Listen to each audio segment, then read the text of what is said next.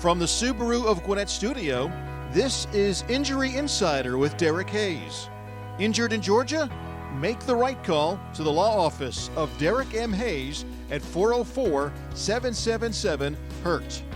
Injury Insider is presented by Status Home Design, your one-stop shop for all your home and gift needs. Hello and welcome to Injury Insider with Derek Hayes on Business RadioX. We are broadcasting live from the Subaru of Gwinnett studio in the Sonesta Gwinnett Place Atlanta Hotel.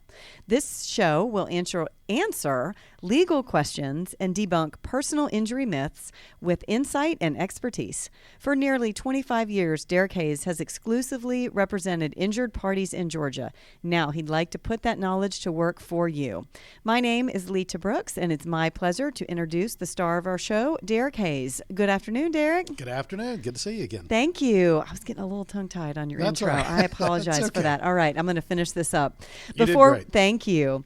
Before we begin, a quick reminder that Injury Insider is brought to you by Status Home Design, your one-stop shop for all your home and gift needs, and by the law office of Derek M. Hayes. Injured in Georgia? Make the right call to the law office of Derek M. Hayes at 404-777-HURT.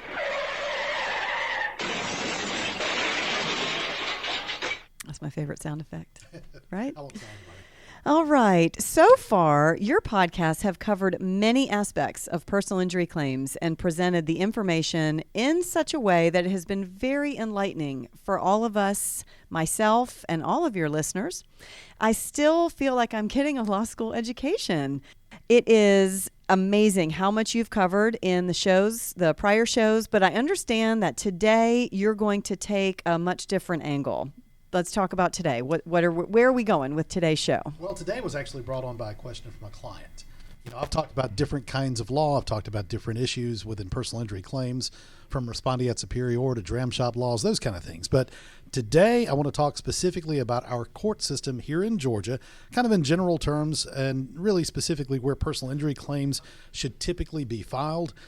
And again, I chose this topic because I realize there are a lot of common misconceptions that people have about the different kinds of courts and what each one does. In fact, like I said, just this week I was filing suit on a case, and I talked to the client and indicated we were filing in state court, actually in Gwinnett County, and he didn't understand why. And he asked several questions. All were great questions, which are kind of what formulated the podcast today. Most people have heard the different names of the courts, from magistrate court, state court, superior court, but not everybody understands what that means. And as an attorney in Georgia, we're all sworn into each of those courts: magistrate, state, superior, court of appeals, Supreme Court, all of the above. Okay, I can say as a lay person, I don't know the difference. So I can, right off the top, this is going to be an extremely important show and a very informative show. We always learn a lot, but yeah, right, exactly what you just explained, yeah. I was not aware of. And when the client asks the question, it's not a 2-minute answer. It's a 10-minute answer, because you really want to make sure you touch on all the different issues with each one of the courts. And after all was said and done, he said exactly what I said. He had a lot of misconceptions about what each court did and why you would choose one over the other. Okay. Before we talk about the different courts, why is it important to know which one to use for your personal injury claim? Great question, and that's exactly why I'm doing the podcast. So before I go further into the specifics, it's extremely important to consult with an attorney first about your specific facts, because there are special circumstances where one court may have what we call jurisdiction over the subject matter. Another court may have that. So you have to, again, consult with an attorney. So call my office. We'll discuss in depth the facts in your case, and I can guide you in the right direction as your attorney to file in whatever court's necessary. So we need to talk about something called jurisdiction first. Okay. I want to touch on that. So there are 3 types of jurisdiction. There's original jurisdiction, which is the court that gets to hear the case first, like, for example, state court or superior court. Next would be appellate jurisdiction. That's the power for a higher court to review a lower court's decision. You hear about the Court of Appeals here in Georgia, as well as the state Supreme Court. And then finally, exclusive jurisdiction. That's the only court that can hear a specific kind of case. So when we talk about jurisdiction, it's either original, appellate, or exclusive. And as I talk about each one of the courts kind of through the rest of the podcast, I'm going to talk a little bit about what falls under the jurisdiction for each of those courts. But you also have to consider something called venue before you file suit. Okay. Well, once again, you said it. This is exactly why you would need to call an attorney. And I just want to touch on that point before we go further, because again, as the layperson listening to this, I would have no idea. So let's say I've just been injured or I've been in a car accident. The first thing I should do would be to call. Correct. Right? Correct. There's Absolutely. a lot that goes into this right off the top. And I know a lot of people, I don't know if I should say many or most, think that or want to try to handle this themselves. Right. And right off the get-go, they would probably be in over their head. Correct. Or they don't have the ability to actually file suit in certain courts. You have to be an attorney to file suit in certain courts. And really, kind of on a side note, very quickly, I want to talk about bankruptcy court. It's not something I was going to dive into, but something you mentioned kind of brought it up.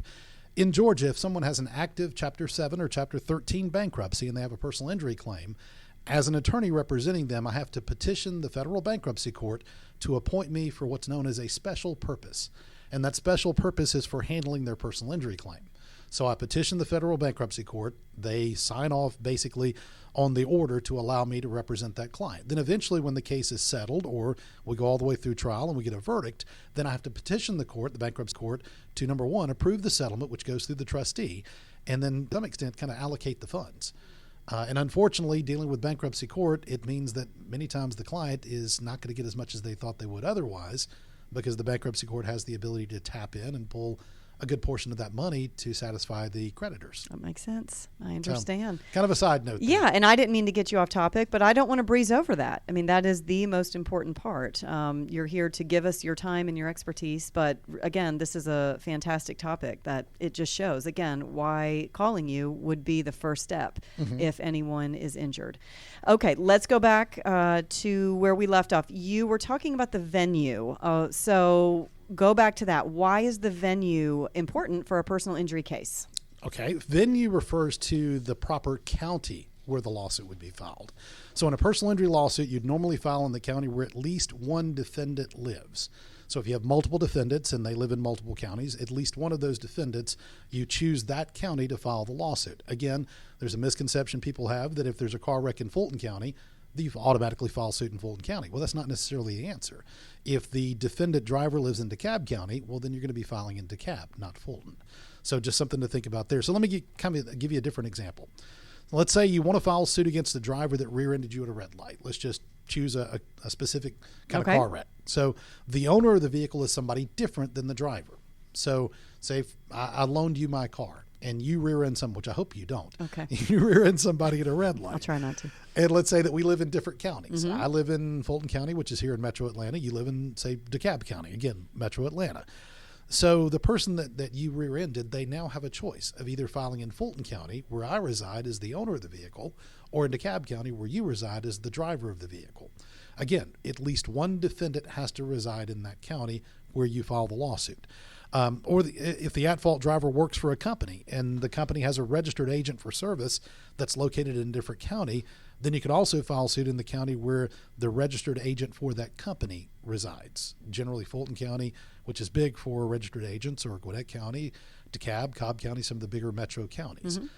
Again, kind of on a side note, if, say for example, somebody's traveling through Georgia and they live in Florida and they are the ones that caused the wreck, well, they don't live here in Georgia. They live in Florida. So at that point, you can file suit either in the county where the defendant or where the plaintiff lives, the person who was injured, or the county where the wreck occurred. Okay, so once you figure out the proper jurisdiction and venue, you are ready to file suit. Is that correct? Yes. And that leads me to the first court that I want to talk about. It's called magistrate court. Okay. So most people refer to magistrate court as people's court. That's the perception. Years ago, Judge Wapner. Yes. Judge Judy. I mean, you can go through the list of the judges and the TV shows. Okay. But people really refer to magistrate court as people's court. So Judge Judy, like I said, is kind of a perfect example of that. But not every judge acts like Judge Judy. In fact, most of them don't. It's not like you see on TV. That is a made-for-TV show. So you do not have to be an attorney to file suit in magistrate court. That's one of the first differences. So anyone can file suit in magistrate court. Again, you don't have to be an attorney, nor do you have to hire an attorney to file suit for you in magistrate court. Unfortunately, many people make a major mistake by filing their case in magistrate court without getting advice from an attorney first. In fact, I can tell you lots of stories about people who've called me to kind of come back behind them and try and clean up a mess created when they filed suit I'm in magistrate sure. court first. Mm-hmm. And unfortunately, there's not too much I can do. Okay, so once it's been filed, cleaning up is the difficult part. Correct. Okay, all right. I've say it again. I've said it twice. You got to call. You got to call the attorney. That's right. All right. So let's go there. Let's talk about those stories of the messes. Can you give us an example? I know a lot of what you do is confidential, but Yeah, and I'll, again, in general terms, so magistrate court, this is something a lot of people don't realize. It's a basic fact about magistrate court, and that is the verdicts are capped at $15,000, period.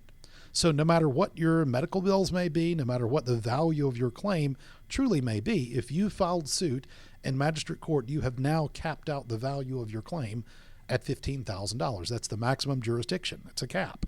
So no matter what, through the life of that case now, your damages are capped at $15,000. You can't get a verdict any higher than that. So here's kind of a story. You know, you asked me to give you an example. I'll give you, we call them horror stories. Here's kind of a horror story that came to me. It's been a few years ago where a man was in a car wreck. He called me, and it was kind of interesting. He had already gotten a $10,000 verdict in magistrate court because he was hurt in a car wreck. He had medical bills. So he called me after he'd gotten a $10,000 verdict. So initially I'm thinking, hey, the guy did well. He got $10,000 without knowing the facts, though. So as I started asking questions, I found out that he filed suit only a couple of months after his wreck because a friend, and I put that in quotes, a friend told him that it was what he should do. okay. Didn't ask an attorney, didn't call me, didn't call anybody else. He just did what a friend told him he thought he should do. So the car insurance company for the at-fault driver had already denied most of the guy's medical bills, which is what led him to filing suit. They'd claimed, I think, that the treatments were unrelated because I think they argued that some of the diagnostics didn't match up with the complaints, those kinds of things that insurance companies tend to do. So that's why he decided to file suit on his own. So after he filed it, he found out that he had what he thought was just basically a sore shoulder. Actually, it was a rotator cuff tear. And so he wound up having to have rotator cuff surgery. Hold on. Do we know if that rotator cuff tear was from the accident? Allegedly so. According to the doctor, they could pinpoint the specific tear injury from the impact, the blunt force trauma in the car wreck. So the surgery itself was expected to cost about $40,000, which included the therapies and all the things that come after the surgery. But the problem was the fact that he had filed in magistrate court. He had now capped out his damages at $15,000 no matter what. And he's already got 10. Right. Well, he got a verdict for 10, even though the maximum they could have given was 15. He got a verdict for 10. But by filing there, he's now capped out his claim at $15,000, even though he's now found out he needs a surgery that's $40,000. Okay. So is he calling you saying, what can I do? I need more money. Exactly. I got to have surgery. Right. This isn't over. Right. 10,000 is not going to be enough. Exactly. And so for him, he's thinking, well, okay, I'll just get an attorney to appeal this and deal with it and get the more appropriate verdict, especially with $40,000 in surgery staring him in the face. So the magistrate court, like I said, gave him the $10,000 verdict. The judge never heard evidence or testimony about the future surgery because, unfortunately, he did not know the proper steps to get that admitted into evidence. So therefore, the vast majority of his damages regarding the surgery, the judge never allowed it. And even if the judge had allowed it, because he had filed in magistrate court, his damages still would have been capped at $15,000. So the worst part, the policy limits for the at-fault driver, the insurance company, the coverage was $250,000.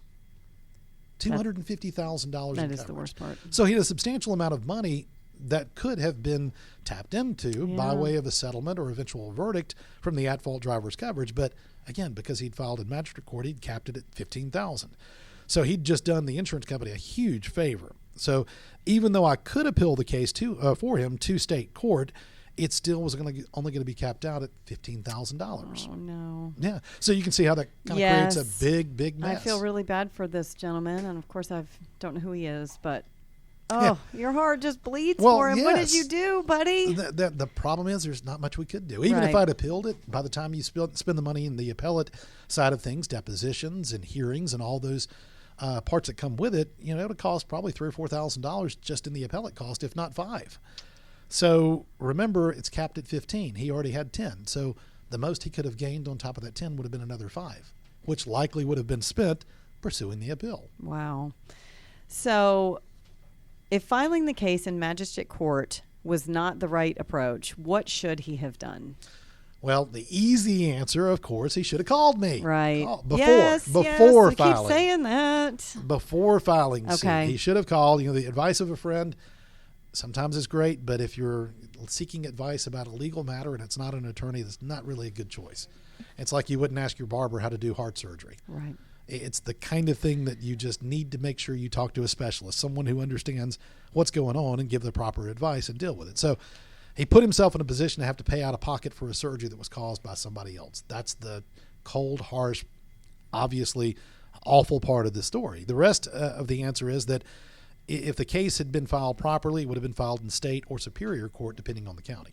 All right, so let's talk about both of those courts. Tell us what we need to know about them. All right, let's start with state court. So not every county in Georgia has a state court. You must be an attorney licensed in Georgia to file suit in state court in Georgia. The state courts usually have juries of 6 or sometimes 12 people. You can choose as the attorneys in the case, the plaintiff attorney and defense attorney, whether you want a jury of 6 or a jury of 12. There'll be depositions where you give your sworn testimony under oath before the actual trial. There'll be something called discovery, which will occur prior to the trial itself. Discovery is where both sides exchange questions that the other side has to answer.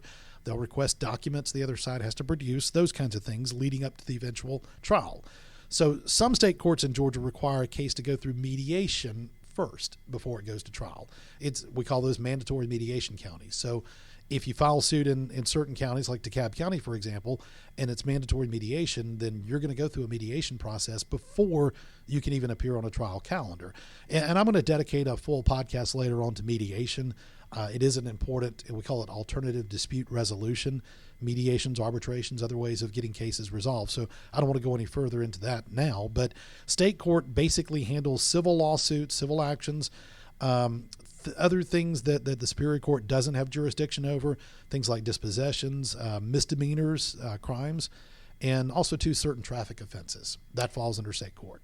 All right, so what about Superior Court? How is it different from state court? Well, the first difference is every county does have a Superior Court. So smaller counties that don't have state and superior will just have a Superior Court. Some cases are required to be filed in Superior Court even where the county has a state court system. Let me give you an example there. So Fulton County has state court and Superior Court. If you have a claim against MARTA, the jurisdiction is Superior Court. So if someone's hit by a MARTA bus or MARTA driver's at fault for a wreck, MARTA, for those of you that are on Metro Atlanta. I was going to say, we have to tell them what MARTA is our transportation system throughout Metro Atlanta. It's like the subway system in New York, but we're not underground. Right. We're above ground. Right. There's MARTA trains, there are MARTA buses. So ultimately, if it's a MARTA case and they're the defendant, then it's required to be filed in Superior Court of Fulton County. There'll be depositions, discovery, just like in state court, things that, again, we talked about there. There'll also be generally a jury of either 6 or 12 people. Superior Court really kind of has more strict rules in place than state court.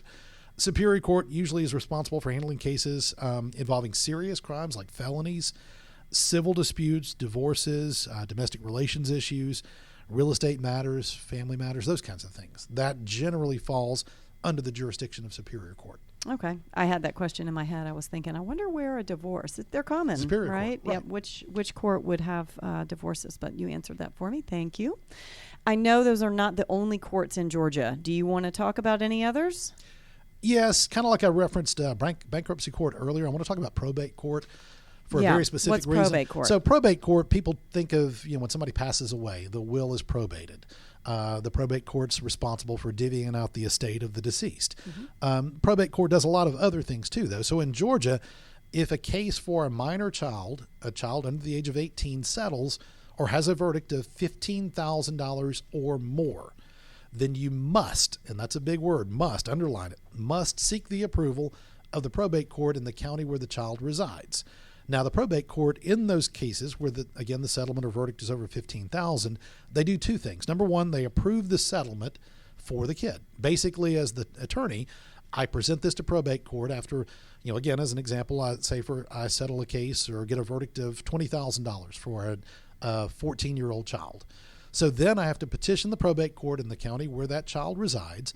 In that petition, I have to get the judge to approve the settlement. So many times I'll appear in a hearing in the context of a hearing, sometimes in chambers, sometimes in court, and explain to the judge why the case settled for $20,000. And if the judge understands and accepts the settlement of $20,000, then he or she will sign off on that. The second thing, though, really is the more important part, and that is the judge will appoint someone to be responsible for the money for that child until the child reaches the age of 18. Now, the purpose of that, and it's extremely important, is to protect the interest of the child. So before the probate court had jurisdictions over these settlements of $15,000 or more, you could have a substantial settlement for a 5-year-old kid or a 10-year-old or whatever, and that money would have gone to mom, dad, aunt, uncle, grandparents, whomever has the custody of that child. And there was no requirement for them to protect that money for the child. So if that money included a substantial amount for the long-term care for that kid into their adult years, but yet that money's not protected by the time the kid's 18, that multi-million-dollar outcome may be completely gone. And so that's why it's important to make sure that the money is protected and someone is now responsible and has to answer to the probate court for what happens to the money. That's great. The checks and balances system right That's there. it. Yes. That's it. Okay. So if they want to take money out, for example, to buy a computer, let's say the kid is now in middle school or high school, and as part of their studies, it's important for them to have a home computer, but they want to be able to pull money out of the probated money, the money that's being held by the probate court. They want to pull money out to purchase that computer. The person who's the guardian of the money will have to explain to the judge why they need to pull money from the child's settlement to buy the child a computer. So every time you need something or want something for the child, you have to go to the court. That's it. And Are there fees attached to that? I mean, is it going to cost you to use the judge's time? There's a minimal fee, and I couldn't tell you exactly because here's the thing though. Most judges aren't going to allow it. They're going to look at the parent, the guardian, and say, "Why can't you buy it? Why are you having to need or use money from the fact that your little boy or girl broke their arm, had surgery, and now has a settlement that's there for them when they turn 18. Why do you need that money?" Or if you can prove to the judge, for example, the kid's now 16 and needs a car to get to and from work. Well, you're not going to go in and get approval for a very expensive sports car.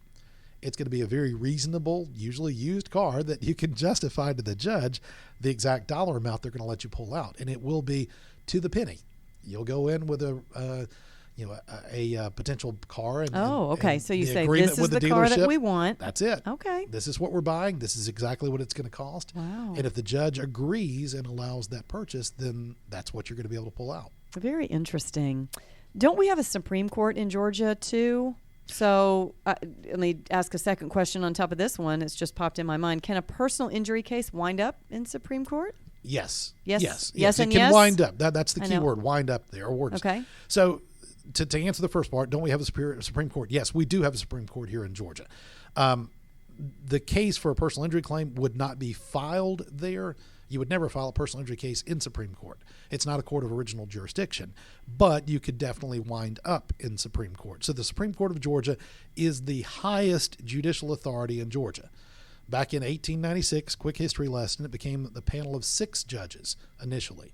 So that 6-judge panel from 1896 until 1945 was there to determine cases that made it all the way to, again, the highest judicial authority here in Georgia. In 1945 rather, they bumped it up to 7 judges, and that's to provide a majority. Because if you have 6, you're never going to have, or they're not never, but there are times when you won't have a majority. It could be 3 and 3. Sure. But with 7, you're going to have a an odd majority. number. So finally in 2017, so only a few years ago, that jumped up to 9 justices. So it's an elected position in a statewide nonpartisan election. It's a 6-year term. If there is a vacancy, and I say 6-year term, and I point that out because unlike the U.S. Supreme Court, in Georgia, it's a 6-year term. So every 6 years, you're running for office if you're on the bench for the Supreme Court. Any vacancy is filled initially through an appointment by the governor until the next election rolls around. The Chief Justice is the designated chief presiding officer and administrative officer of the court. They are elected. The Chief Judge is elected by all of the justices, so the 9 justices vote on who they want to be their Chief Justice. They also vote on a presiding justice, so in case something happens to the Chief Justice, is absent, or for some reason becomes disqualified or unfortunately passes away, well, the presiding justice then moves into that slot as the Chief Justice. Okay.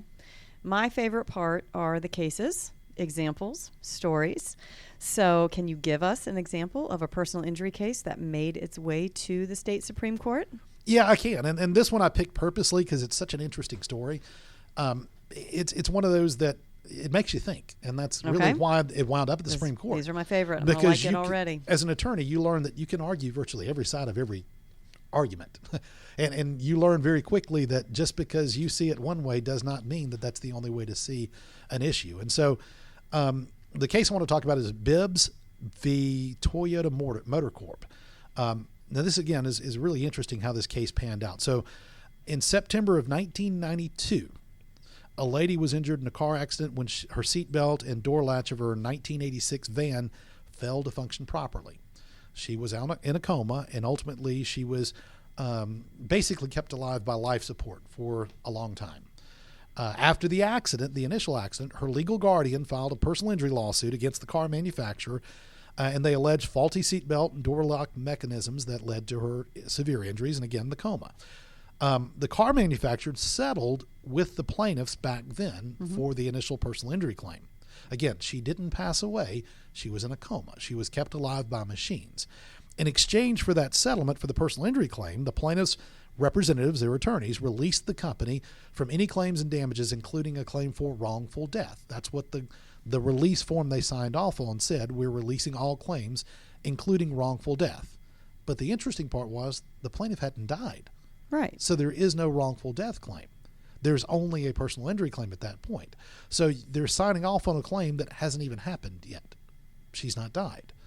So the plaintiff never woke up from her coma, and 20 years later, she died. Wow. 20 years later. They kept her alive after the accident. 20 years. So after she died, her husband and her children filed a wrongful death suit. Okay. So there was a personal injury case right after the car wreck. That settled. They signed off on a release form, which basically released the wrongful death action, but there wasn't a wrongful death action at the time. So they couldn't release an action that hadn't happened. So 20 years later, when she did die, like I said, her husband and children filed a wrongful death suit asking for damages for the full value of her life. Now, let me talk about that briefly. In Georgia, in a wrongful death case, the value of the claim is the economic value of life, period. So if somebody's killed in a car wreck, for example, the damages are what the economic value of that life was to the family. Does that have to do with your age? It can. It can have to do with your age. It can have to do with your profession. If you're someone who unfortunately didn't have an education, you have bounced around from job to job and have not really had a life where you've earned a lot of money, well, that economic value is going to be valued typically very low. If you're someone who has a very high education, you've started companies, you've made lots of money over the course of your lifetime, and you're projected to continue to increase your earning ability, well, then that economic value of life is going to be a lot greater. Okay. So it's determined by that. So anyway, Toyota argued that she had already been paid for the value of her life and that they had released all other claims beyond her funeral expenses. A valid argument. Right, because they had signed off on that release. Now, sure. It made it all the way to the state Supreme Court. So in the Court of Appeals, which is the second level, the Court of Appeals agreed with Toyota and basically said, no, there is no claim left anymore. You've settled a personal injury claim. Unfortunately, yes, she's now died, but that claim was resolved. So it was appealed again all the way to the state Supreme Court. So the Georgia Supreme Court held that although a wrongful death cause of action benefits the survivors, the measure of damages is often the same as a personal injury action as a matter of law. So the damages they received for the personal injury, which was the lifetime care, the medical expense, being kept alive on the machine, that was a substantial amount of money. $30-something million was the outcome in that case. My goodness. So the court said, though, that there's similarities between a wrongful death case and an actual personal injury case. But the court explained in another case that wrongful death claims were intended to be a substitute for personal injury claims when the injured party dies. So when she died, it almost created a new claim because it was an injury claim until her death. Right. Then in her death, it's now a wrongful death case. So in the past, before there was a cause of action for the wrongful death, you could bring a personal injury case, but not for the wrongful death itself. So when someone was killed, they could not bring a personal injury suit because the plaintiff was deceased. The wrongful death was meant to allow recovery for the death of an individual, but that recovery is rooted in the same principles as the personal injury damages. So the court held that the decedent, the lady who passed away, had already been fully compensated for her injuries, just not for the additional facts of her death, the economic value of life, which would be very minimal because the economic value of life at that point was measured based on someone who's being kept alive by a machine, by a ventilator for 20 years. So they don't measure it based on her potential. No, because at that had point, she not had the accident, she could have had 20 years of a more full life, a career with Sure. more income and more economic value. So the personal injury damages did contemplate the lifelong coma, but did not contemplate the actual death. So at the time of her death, so basically the Supreme Court said, well, we agree with parts of this, but we're going to reverse this and allow damages to be heard for the death. At that point, the economic value of the life of someone who's been in a coma for 20 years kept alive by a machine, as opposed to the Court of Appeals that said there's no claim there.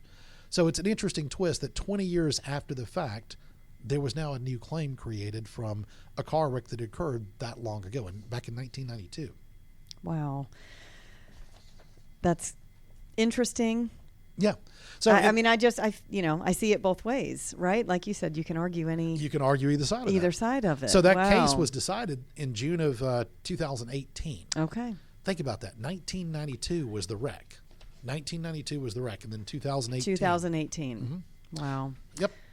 All right. Are we wrapping up? Well, yes, we are, but there was a question. Oh, good. All right. So I've got the question here in front of me. Yes. I want to make sure that you had covered everything on the state Supreme Court that you wanted to cover. Yeah, and I could go a long time Sure, about that's all the why I courts, wanted to but ask if I you wanted got to it touch all. on some of the high points, and I think we have. I mean, there are other things we could talk about with the courts, and if there are specific questions, That's right. please submit those. Submit We'll talk them more about in. that in a few minutes. Yeah, if you've had an accident and you're not certain, of course, we're saying throughout this podcast, call an attorney. But absolutely, if you need to know what court something gets submitted in, reach out to That's Derek. it. That's your first point of contact. That's Okay. it. All right. We did have this question submitted through your website. And at the end of the show, we're going to give everyone listening the information and the tools to be able to submit their questions. Let's dive into this. This is from Tom, and he wrote in, I hear two different things on what to do when pulled over if I've had a drink or two. I'm not for drinking and driving, but I do enjoy one every now and then, and I'm able to drive home fine.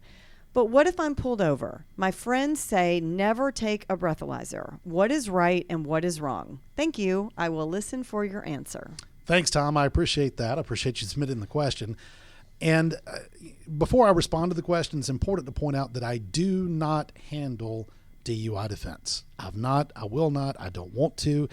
I do not do that kind of law. But I will say this, do not drink and drive. Let me stress that. Do not drink and and drive. drive. You said in your question, I'm not for drinking and driving. Well, I'm not either, Tom. I appreciate you pointing that out. But I did reach out to a personal friend of mine, a guy I've known for over 30 years.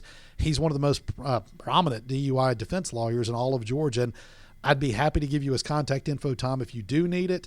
But I reached out to him and asked the question for you, and I did get some kind of bullet points in general terms that I want to talk about in response to your question. If you want his contact info, then by all means, Tom, you can call my office. Again, we'll give the contact info in a few minutes. I know you've been on my website, but we'll talk more about that shortly. So the answer to this, according to my friend, is this is not a one-size-fits-all answer. It's not. The answer starts with it depends.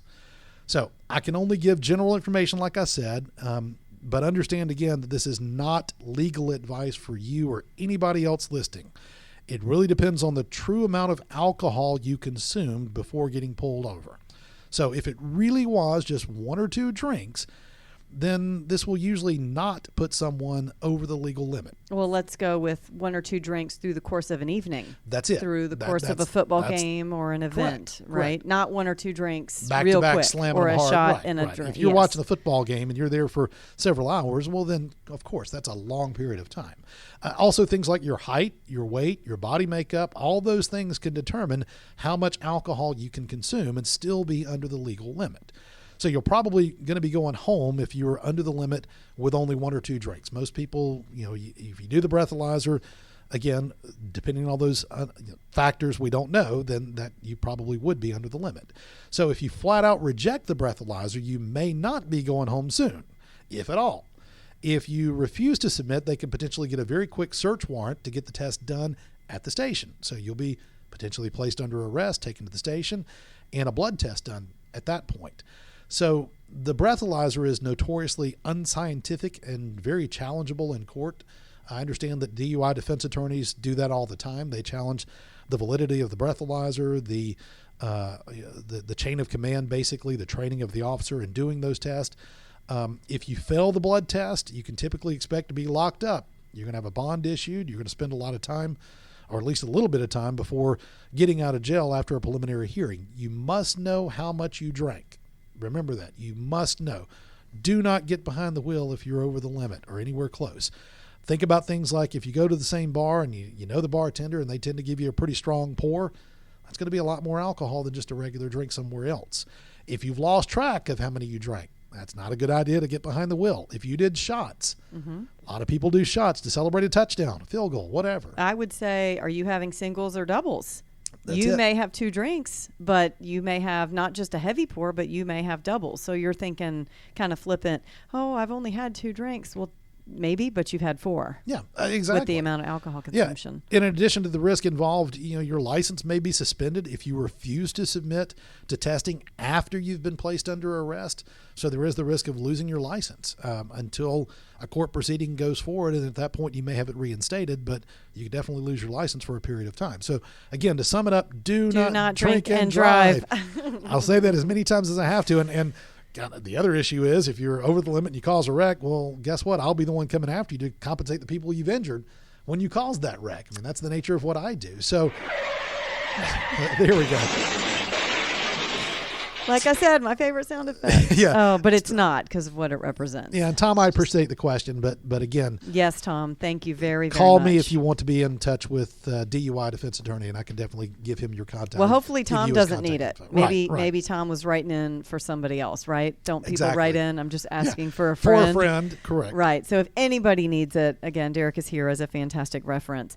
Derek, I'm going to turn it over to you to close the show, but we've told everyone we are going to have you tell them where can they find you? Give them your website, give them the phone number, every which way they may need to reach you. All right, let's start with the website. The website is Derek, D-E-R-E-K, the letter M as in Matthew, Hayes, Hays.com. So DerekMHayes.com. If you go to my website, you'll see an area where you can submit questions. It actually has a conversation tab that'll pop up, and you can directly correspond with me or one of my paralegals, someone in my office, until they can get me. And you can communicate with us there and ask questions. You can also submit a question directly, which will come directly to me, and I'll be the one to respond or to call you and respond to your question. You can click on the podcast tab, and under the podcast tab, you can submit a question directly there. All I ask for is your name. If you want to put your city, you can do that.